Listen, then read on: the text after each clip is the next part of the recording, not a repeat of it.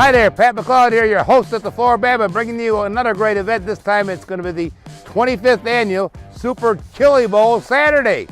And that's right, just before Super Sunday, we have our Super Chili Bowl Saturday, raising money for the American Cancer Society.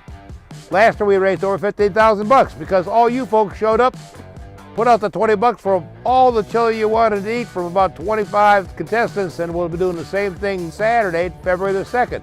For further information, go ahead and go online, florabama.com. So come on down, it'll be a great time for everybody.